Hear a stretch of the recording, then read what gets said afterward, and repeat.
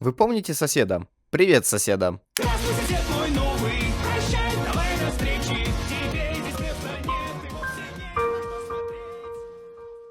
Недавно я заметил очень странную активность на главной странице Ютуба. У меня все чаще и чаще стали появляться видео, которые уже там спустя 5 лет или около того рассказывают, как же игра сейчас ощущается, что там вообще выходило новое по франшизе и как игра умирала.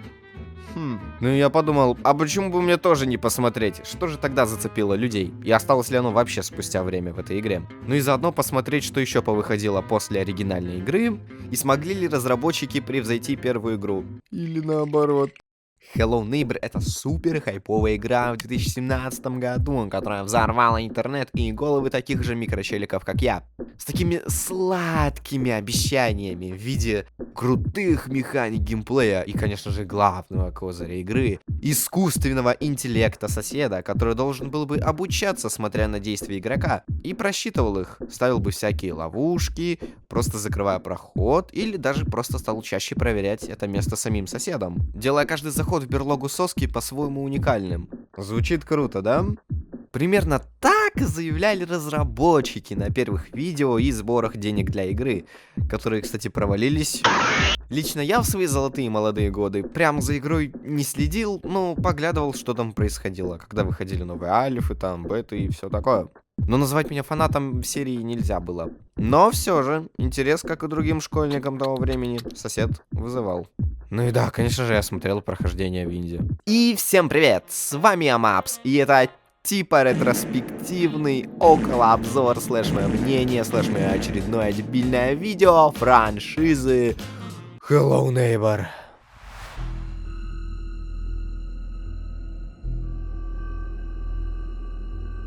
«2016 год! Что?» Я думал, на в 17-м вышло.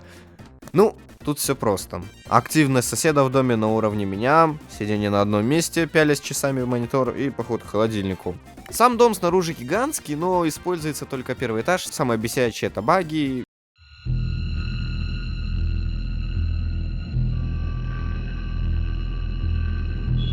И то, что сосед как раз таки сидит в основном в комнате с подвалом. Все время, из-за чего очень трудно подобраться к самому подвалу. Но есть и приколы, по типу того, что с каждым заходом в дом соседа интерьер в комнатах может поменяться. Плюс прошлые маршруты в дом могут быть заблокированы. А это уже зачатки того самого обещанного искусственного интеллекта. Еще он кидается в нас капканами? Мне кажется, капканы не так применяются. В общем, ничего трудного нет, просто открыть подвал в доме соседа. Бам доски, бам замок, бам код и ничего. После открытия подвала в игре, кроме как издевательства над соседом, делать нечего. Это самая первая и самая маленькая по всем пунктам версия. Однако, она и дала тот самый толчок, который заставил людей поинтересоваться. А что это, собственно, за игра-то такая? И это сделало необычную тенденцию у разработчиков дальше делать подобные альфы и беты до выхода игры. При этом они будут нехило так от друг друга отличаться. Ой, это, наверное, самая прикольная версия соседа вообще. Добавили заставку. Там что, сосед по воде ходит? В ней дом прилично увеличили, добавили много секретов и активностей по типу мини-игр и загадок, которыми не обязательно заниматься для прохождения. И даже какую-никакую концовку. Для открытия подвала теперь нужно всего лишь 2 предмета. Лом или молоток. И ключ или отмычка. Прикол в том, что этих предметов в доме разбросана куча. Соответственно, вариантов, как их получить, тоже куча.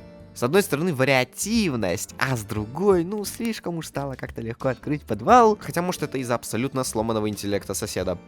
Да, он в пре-альфе не блещал умом, но тут это просто пиздец. Достаточно вспомнить легендарный красный ящик. Там еще есть эта загадочная кат-сцена с соседом, который заходит в подвал. А там авария. И пошли теории. Что там такое? В общем, кайфовая альфа. Одна из лучших альф.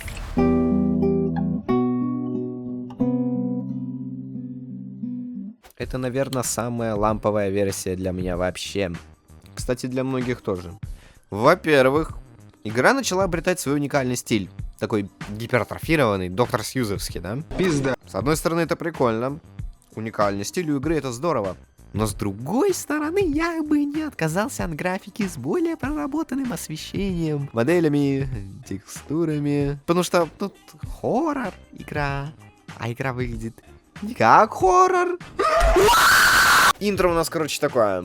Мы переезжаем в дом и засыпаем на диване. После чего нас сосед нахуй выкидывает из дома вместе с ебучим диваном на улицу и присваивает хибару себе. Доброе утро, моя девочка. Спешу пожелать тебе самого прекрасного, невероятного настроения.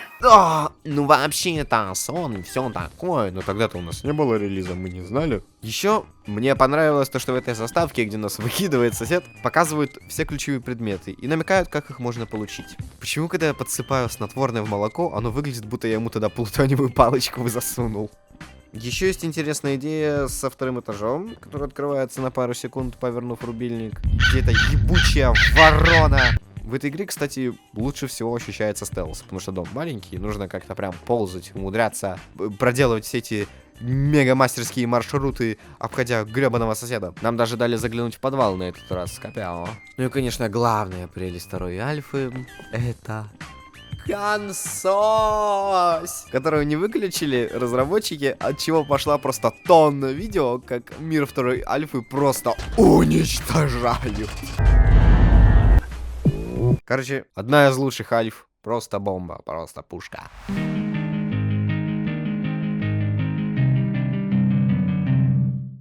Как разрабы поднялись со второй альфы, так и разъебались на самое дно с этим.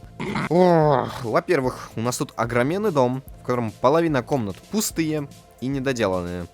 Как-никак у нас все еще альфа. Но они нашли выход, как скрыть все эти недочеты и неотполированность этой альфы. О боже! Ночью!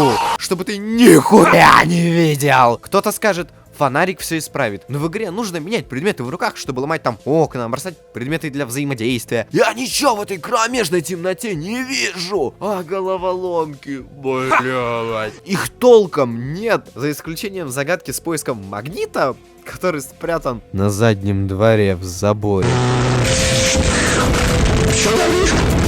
Но все самое ужасное только начинается. Я не знаю, какая тварь решила, что это будет офигенной идеей добавить платформинг. Дом большой, я все понимаю. Так его в теории должно интереснее и удобнее исследовать. Но на деле мы только и делаем, что падаем или становимся жертвами изнасилования кривой шедевра коллизией. Слава богу! Разрабы поняли, что прыгать по ебучим полочкам на крыше не самое интересное занятие, поэтому они сделали всяческие обходы этого круга ада. Здесь уже закрепилась цель открытия подвала ломом и ключ-картой. Я говорил, что во второй альфе надо открыть подвал ключ-картой. Похуй. По сути, все ужас как просто. Карта находится на пути к лому, так что за один проход можно их оба собрать. Но как же они запрятали лом? О боже! Я проходил третью альфу 2 часа из-за шедевра паркура и элементарно непонимания, куда вообще идти и что делать. Затем я все же отыскал все предметы, кроме лома. Я просто не мог его найти. Я так долго ходил по карте, просто ища лом. А знаете, куда они его положили?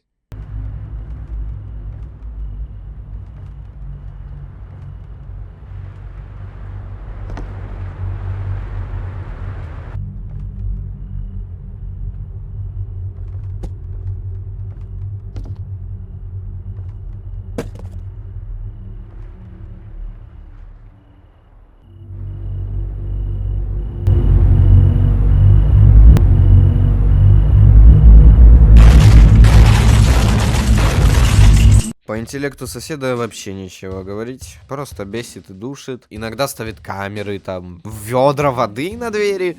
Кстати, даже на те, на которые он никак попасть не сможет. И что-то его искусственный интеллект так не получает эти возможности просчитывания путей игрокам. Ну, в общем, как-то так. Это просто самая ужасная версия среди всех предыдущих. Посмотрим, как обстоят дела с последней альфа-версией.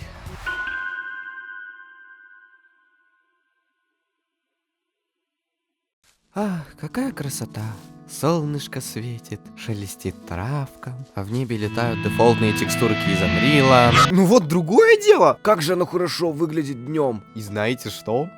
Они и ночи справили, да! Тут дом уже значительно наполнили всякими странными комнатами. Тут в некоторые комнаты облегчили проход и добавили дополнительные пути. Поставили даже ломб вместо получше и сделали с ним небольшой квест. Суть в том, что он обмотан оголенными проводами и очень сильно нагрелся. Да, сосед, ты гений, что прицепил его на деревянную, блядь, стену. А карточка у нас, наоборот, в холодильнике. Морозильнике. Интересно, разрабы осознанно сделали главные предметы в противоположных температурах. Короче. Открыв подвал. Альфа не закончится надписью hello.neighbor.com. А дело в том, что в подвале, в котором опять платформинг, нужно добыть способность двойного прыжка. А он находится вот в этой свисающей комнате. Но к ней нужен ключ. А где он? Ну, это комната и замок соседа. Скорее всего, он должен быть где-то у него. Привет, Лом из 3-й альфы. Привет, красный ключ из 4-й альфы. Ой, опять я 2 часа искал эту залупу. И совершенно случайно, во время очередной неудачной попытки поиска этого ключа, я заспавнился дома. И мне нужна была коробка, которая как раз таки была в багажнике, где лежит этот ябаный красный ключ. Еще можно, кстати, добыть способность дать отпор. Первые поимки соседом тоже нормально. Мне, кстати, очень понравилась эта идея, что мы можем получить способности всякие с помощью забавных мини-уровней. Но паркур в этой залупе, конечно, все еще не играбельный. А интеллект соседа такой же, только теперь такое чувство, что он вдвое стал больше камер ставить. А когда он будет развиваться? Ну вот, наконец-то, все предрелизные версии, ребята, мы прошли. Беты я рассматривать не буду. Во-первых, потому что они элементарно отсутствуют в Стиме. Их просто там нет. Да и вообще, там были какие-то минимальные изменения, так что хер с ними. Все, ребят, ура! 3-я страница текста. И мы затрагиваем первую релизную игру.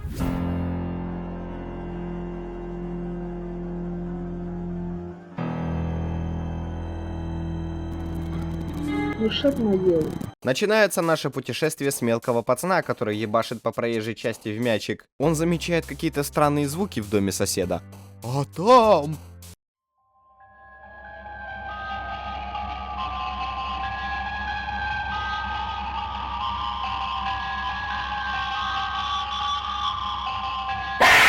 Главная цель у нас будет пробраться в подвал и узнать, что же там он спрятал. Ну это понятно. Вообще сосед довольно бедный мужик, так что никаких там суперзащит с карточками и забитыми досками у нас не будет. Всего лишь один ключ, один замок. Сам дом довольно маловат формой с 2-й альфы, так что будет немного неудобно шариться в нем, параллельно ныкаясь от соски. А хотя хуй с ним, он же никак не сможет забраться на какую-нибудь там крышу или... Вообще малой у нас не пальцем деланный. Если подержать кнопку броска чуть подольше, пацан наберет такую силу броска, что сам Кратос бы прихуел.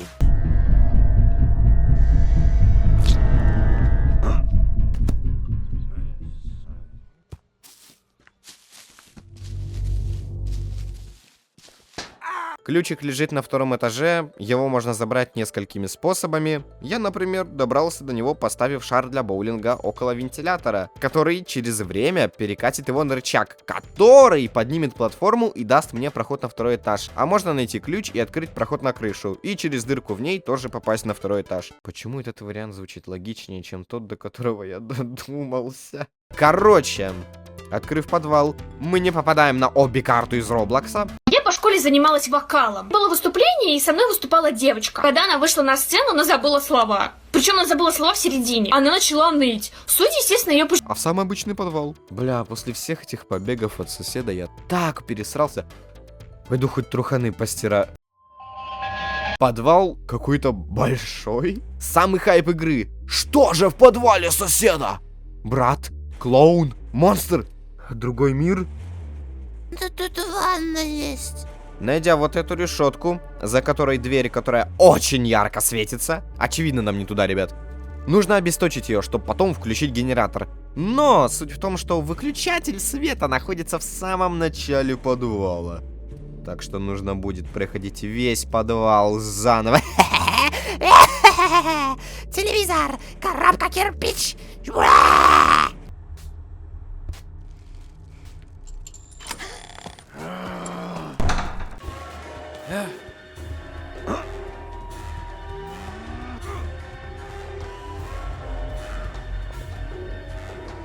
Ух ты, бля. Чё почем, фраеры? Жизнь тяжелая штука. А ведь этот усатый гандон похитил чужого ребенка и держит его теперь в плену в какой-то псевдоживой комнате. И вот уже можно было бы подумать, что сейчас начнется сюжет второго Портал, как тут нам кто-то неизвестный открыл дверь, позволяя выйти наружу и сбежать из плена соседа. Но не тут-то было. Пока нас держали в плену, сосед отстроил «Нихуя вы такой домик!» Зачем-то.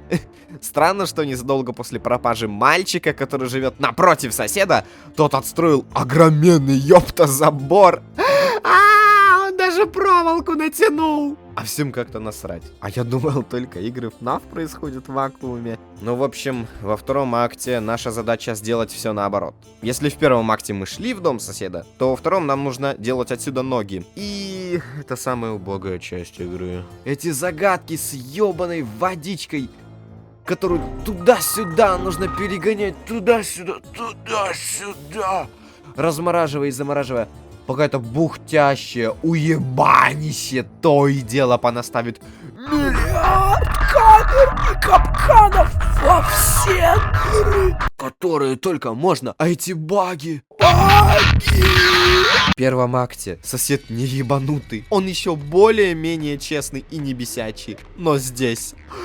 Мама родная! Он без конца идет на точку спавна, потому что у нас же Искусственный интеллект предугадывает действия игрока. но только если тогда у нас был дом, безопасное место, то тут его нет. Он с самого начала начинает бежать на спавн. Так что, чтобы показать, насколько это место убогое, вот вам самое быстрое прохождение этого акта и по совместительству то, как я и сам умудрился его пройти.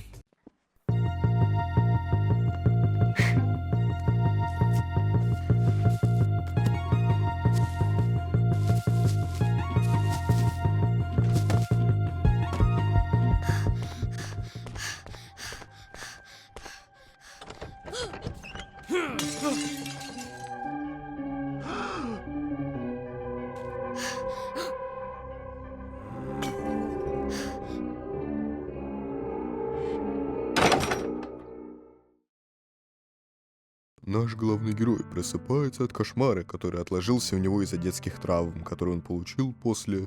Ну, помните. Похищение и держание в плену своего соседа напротив в сыром подвале. Так вот, травму ему вызвала уебищная физика игры. Внемрачного сына Спамтона выселяют из квартиры в городе. И ему ничего не остается, кроме как вернуться в дом детства. И мне пора перестать разговаривать как киперс. И вот, собрав манатки, наш выезжает.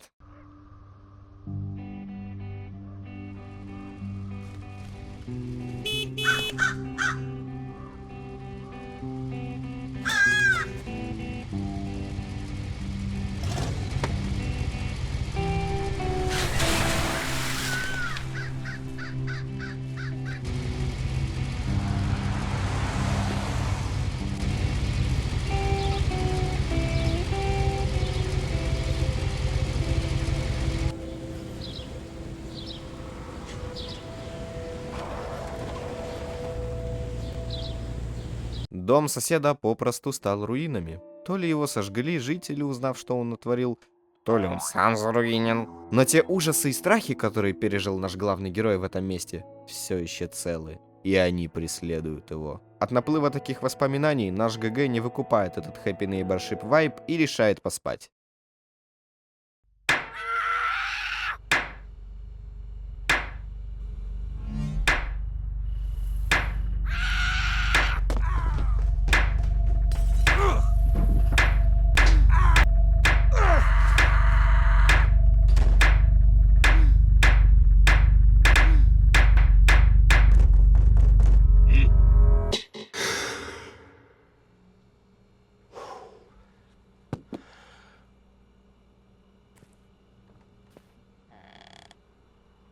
Сосед отстроил такой домище. Что посоревноваться с такими могут разве что дома гриферов из антигрифер-шоу.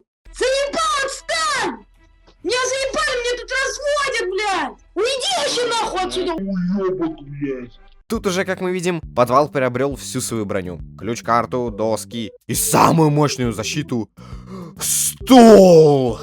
В общем, как мы помним из Альфы, карточка лежит, кайфует молодая в морозильнике. Заберем ее, отрубив питание холодильнику, чтобы этого гандона все прокисло. Но можно пойти по-другому. Такие гении, как я, делают все проще. Берем леечку, наливаем воды и на легком огне ее нагреваем.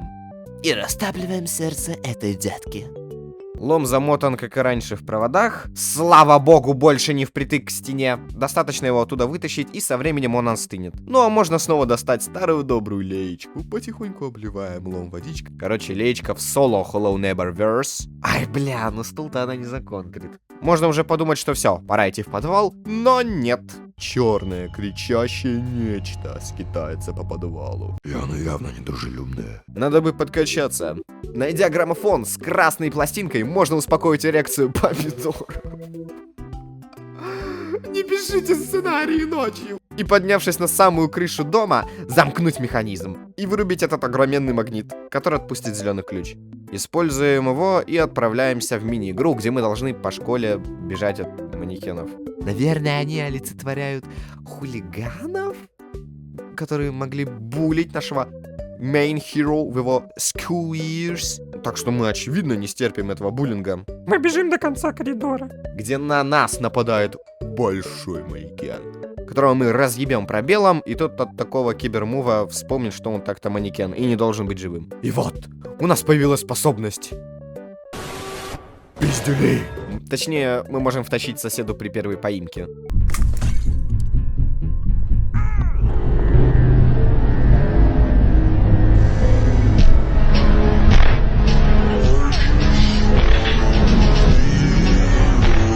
Вернемся обратно на крышу дома. Оттуда мы уже сделаем прыжок веры в висящую комнату, которой нужен красный ключ. Он находится, вы не поверите, теперь в доме соседа.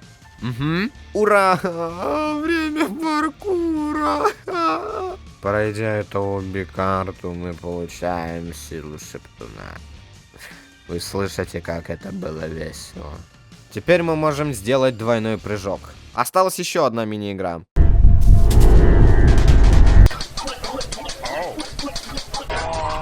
И это супермаркет. Нужно просто собрать все необычные предметы в тележку и довести их до конца. Мне кажется, что тележки не ездят по рельсам. На нас еще будут щелкать манекены и... Господи, зачем мне вообще что-то объяснять? Вот вся суть мини-игры. Ура! Мы теперь можем лучше стелсить... Ну все, пора в подвал.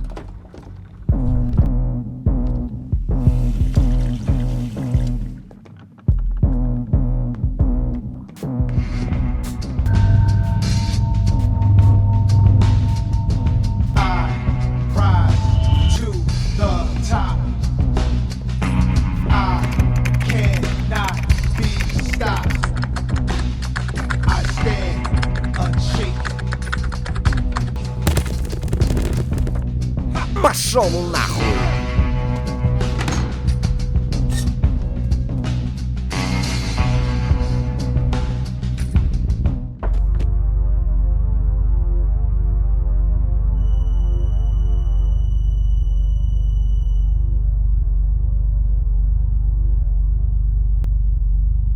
Это что?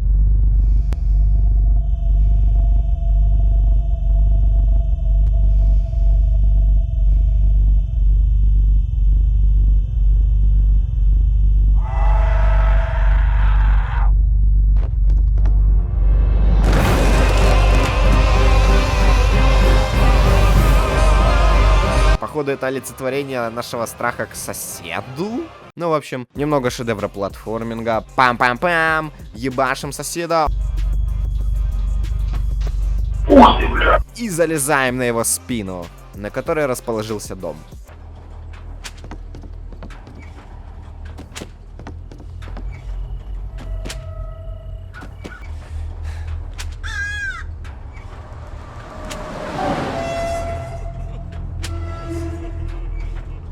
Залетев в него, Мы видим себя мелкого в каком-то особняке, на который напало это черное нечто. И вот-вот оно втащит малому и пустит его по ветру. Наш уже взрослый главный герой должен закрыть с собой удар. И вот такой тут геймплей. С каждым ударом наш главный герой будет увеличиваться, и вот, спасая себя еще пару раз, мы становимся больше этого чудовища и уничтожаем его.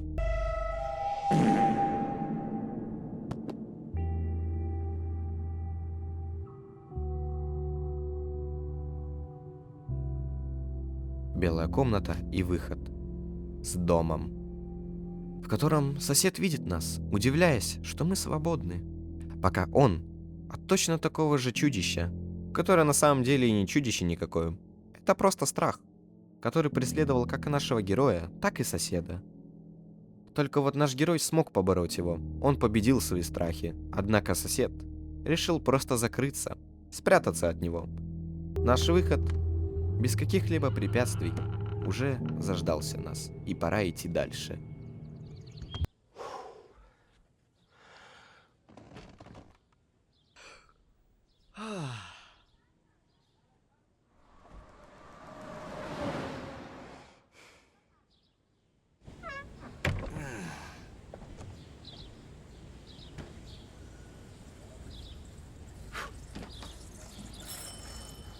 Эй!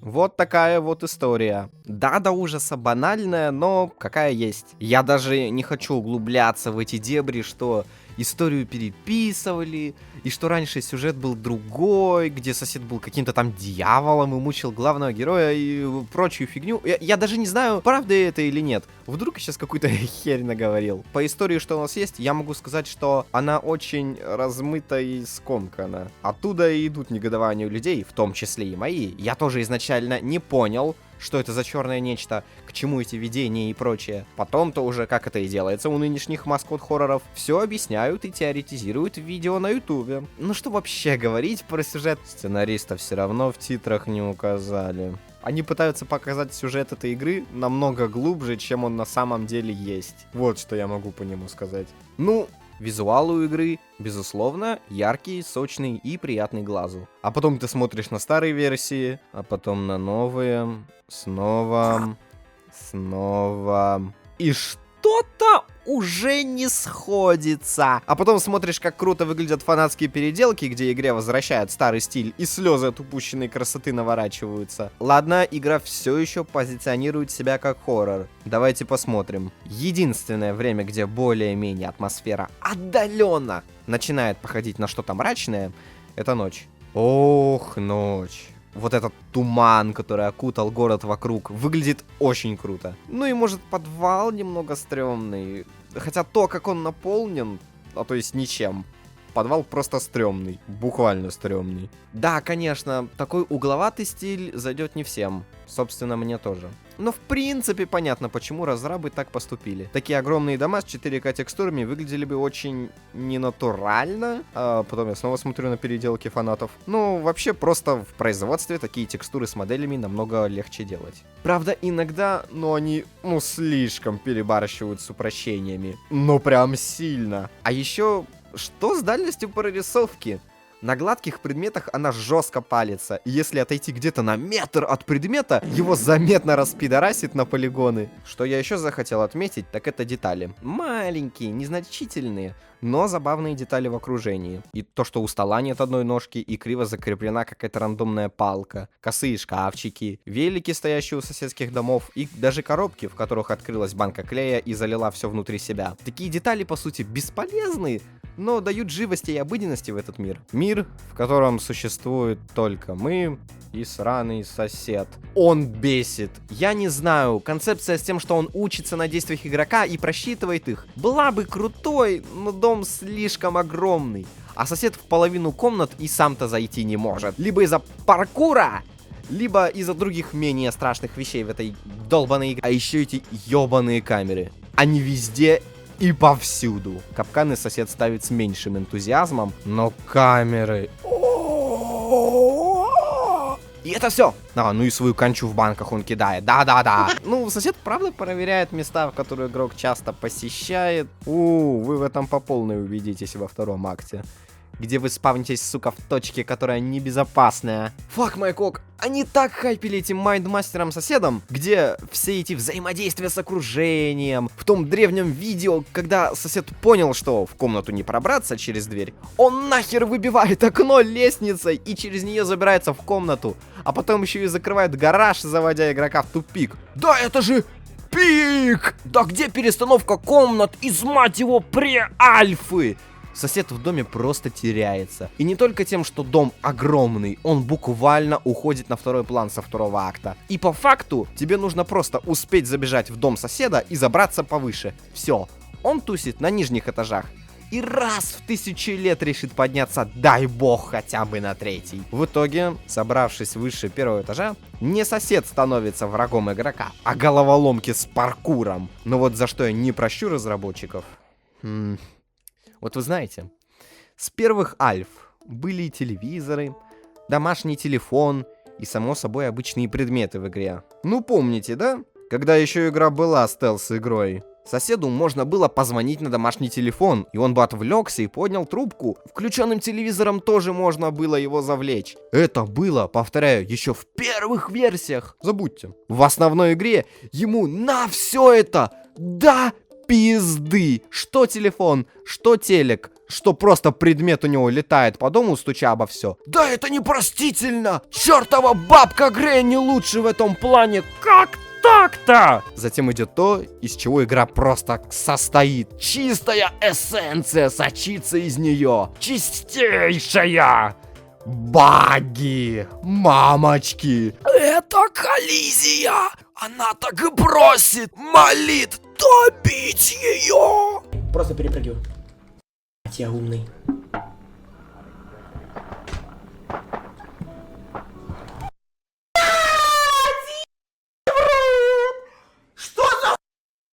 В игре 2018 года. Это год, в котором вышли такие игры, как God of War, RDR 2, Among Us, блядь. Чтобы в Hello Neighbor ты мог просто пройтись по предмету, и у тебя просто открывается теория квантового бессмертия воплоти. Два исхода событий. Ты либо нахуй взбываешь в небеса, либо, сука, блядь, умираешь. Это пиздец. На ровном месте. Споткнулся и умер. Сосед то и дело позастрянет в дверях или еще чем-нибудь. Ну ничего, полетаешь пару раз, поумираешь и поймешь, что сам на это подписался. Отойдем немного от бомбежа и поговорим о чем-нибудь хорошем. О саундтреке. Он спокойный и в чем-то даже ностальгичный. Почти в каждом треке используется эта прекрасная акустическая гитара, которая придает игре в совокупности со стилем свой особый шарм. Ах, как бы я хотел сказать, что всей игре. Но во время игры никакого звукового сопровождения нет. Весь сок в катсценах. В игре тебя оставляют на слушание стонов соседа и кое-чего еще. Знаете, вот, тема погони в такой игре, как Hello Neighbor. Очень важный и тонкий элемент. Он должен быть такой, чтобы не раздражал во время игры из-за частого появления. При этом, чтобы не звучать как дресня, ну и чтобы вообще было красиво и атмосферу нагонял. Но это уже слишком барские замашки. И, ну, с первым пунктом разрабы справились. Трек не бесит появлением.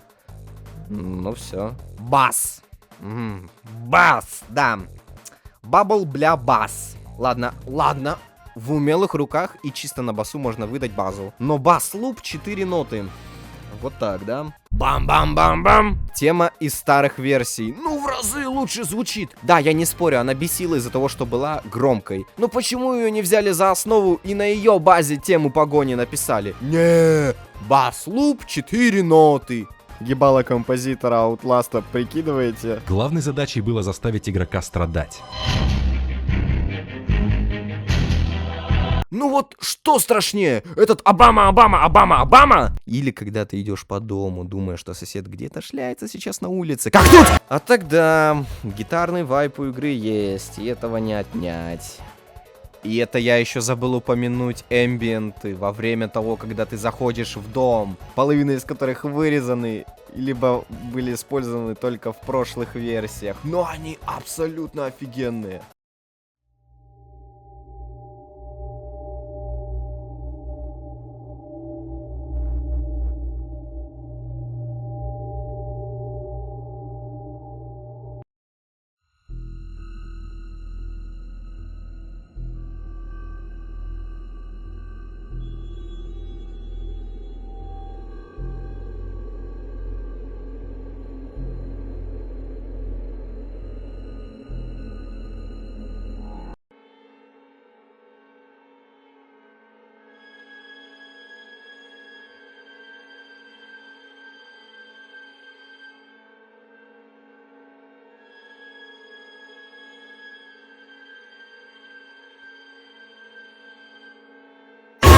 Мог я, конечно, бы поговорить и подольше про саундтрек, если бы он не состоял из 15 треков по несколько секунд. Но имеем, что имеем.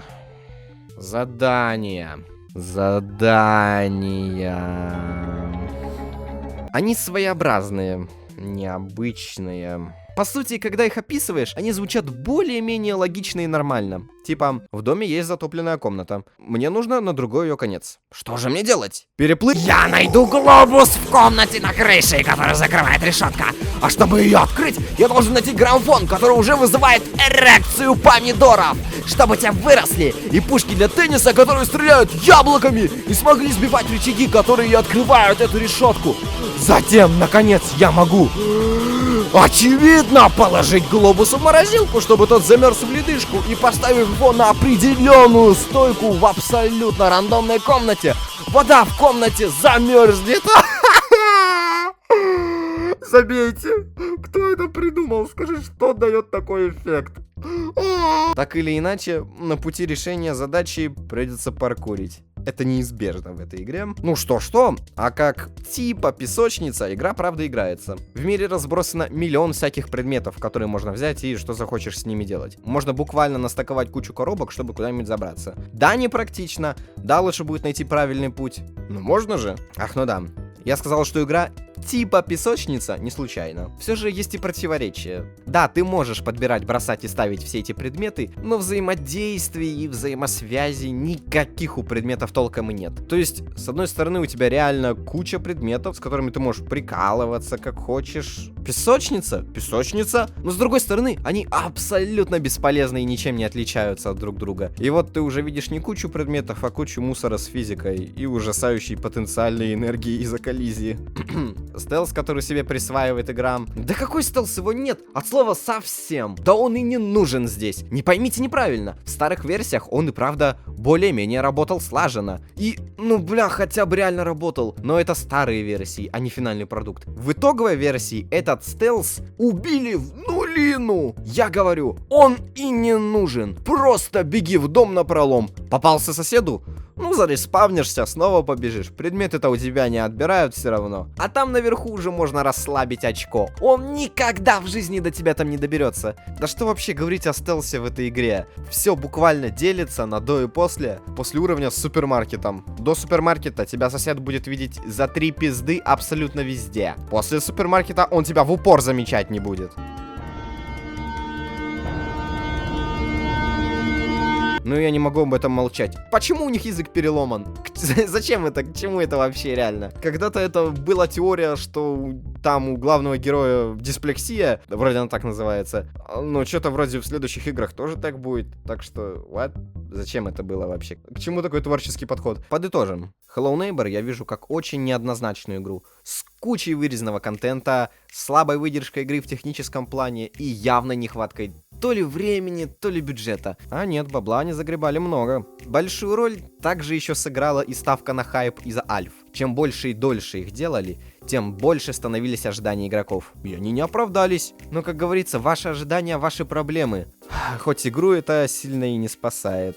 Игра И не полноценная песочница, и не хоррор, и не стелс. Хуй пойми, что она из себя представляет, короче. И чем может тебя завлечь эта игра? Это приятная картинка, неплохие анимации и ломанием головы из-за головоломок. Так вот почему они так называются. Вообще, визуальное привлекание внимания к игрокам разрабы ой как любили. Трейлеры, скриншоты и куча других материалов, которых нет в итоге в игре. А в будущем так еще больше конфеток для глаз будет, которых не будет.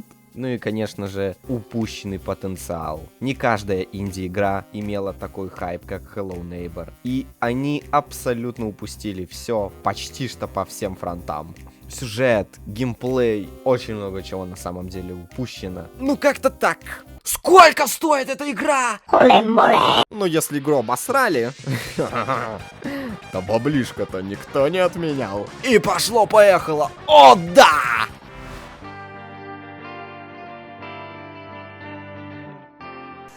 We just need money. Hello Neighbor Hide and Seek. Эта игра является приквелом к основной и расскажет нам, что же было с соседом до основной игры и почему он стал таким... Ну и почему его преследует этот...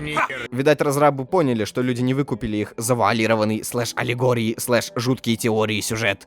Блять, он канал продал. Ну и что вообще говорить, это на самом деле очень, правда, хороший ход. Сделать приквел и нормально раскрыть сюжет. Увидим мы всю эту историю от лица дочери соседа. И нет, я не буду говорить про все уровни. Они до ужаса одинаковые. А главная задача — решение странных загадок с фетч-квестами. Поэтому сделаем так.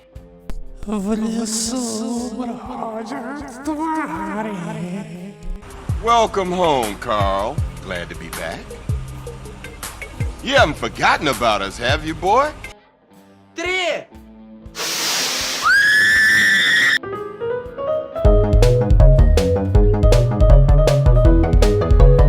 Семья соседа жила с кайфом, и все у них было хорошо. Жена и 2 ребенка. Сын и дочь. Чего еще можно желать семейному, крепко взбитому мужчине? Но все меняет авария, во время которой жена соседа вылетает из лобового стекла прямо в лобби. Семья тяжело пережила эту потерю. Батек на волоске от зависания, а сын вообще... Брат совсем как-то одичал. И только у дочери хватает яиц. Нормально пережить и стараться поддержать всю семью. И вот в одной из игр детей брат забирает куклу у сестры и прячет ее на сраную крышу дома. Там она ее находит, и пацан, как жесткий virgin, начинает жестко бомбить. А затем в порыве хейта скидывает сестру. И та летит с крыши прямиком в лобби. Сосед, узнав об этом, понял, что надо что-то делать.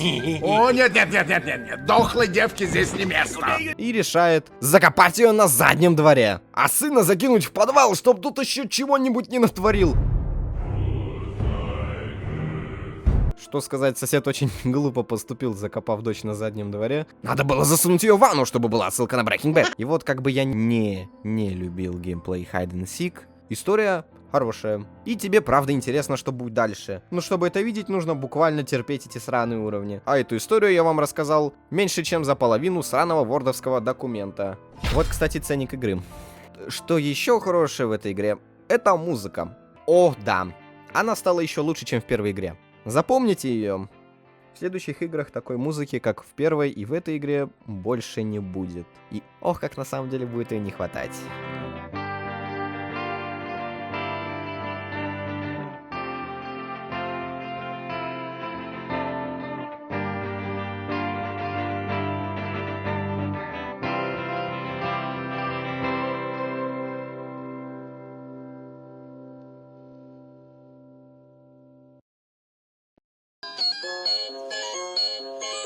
That's the fucking theme to Angry. И вот как после смерти Мамо у соседа, после выхода этой игры, у франшизы соседа что-то явно пошло не так.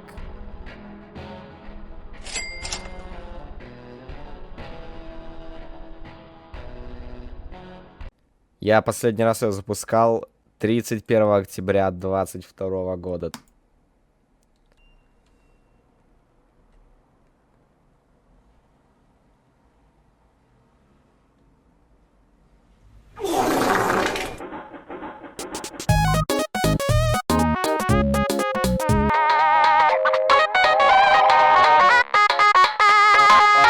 Главная задача этой игры проста и понятна. Есть подвал, есть банда челиков, которые должны рыться в доме соседа, найти ключи и открыть дверь.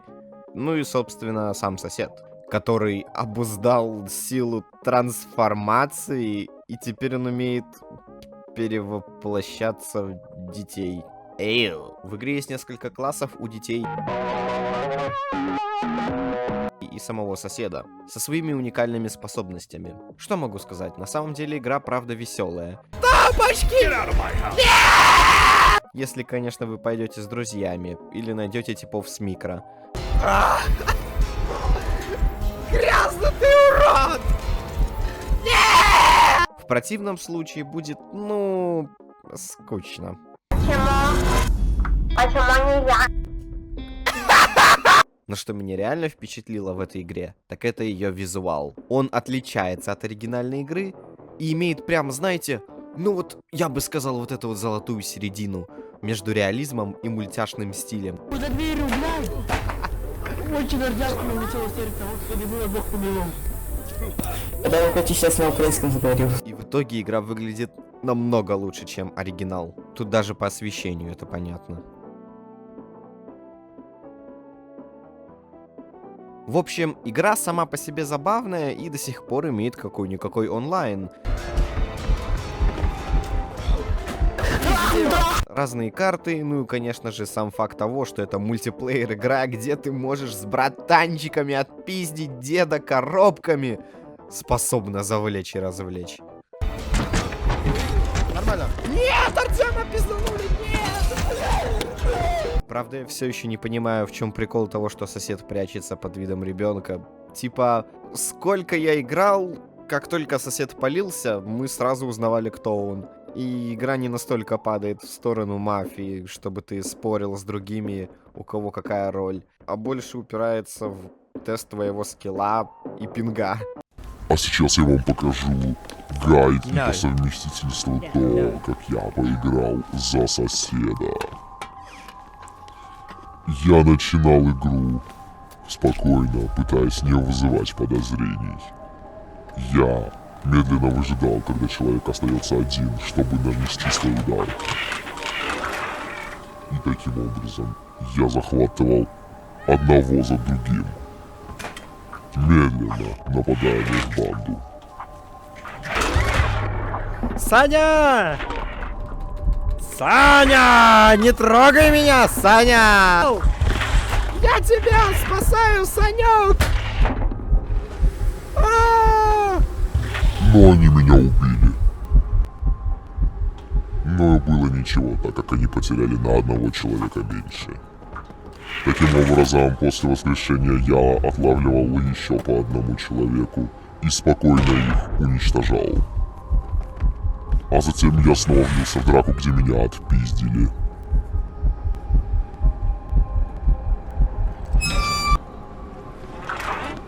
Затем я нашел одного мальчика. Но все пошло не по плану. Саня, не смей! Саня, сучонок! Я не смог смириться с таким поражением. Так что незадолго после своей смерти я вернулся на то место, где были они, и поймал мастерски этого мальчика.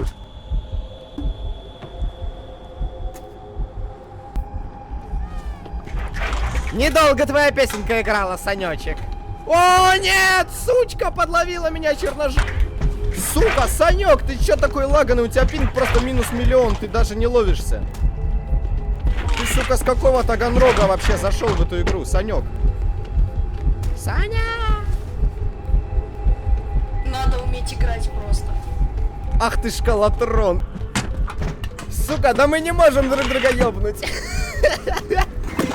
После этого я понял, что Саша Play Games — это мой главный враг, и у нас был жесткий замес, итогом которого было, к глубочайшему сожалению, мое поражение.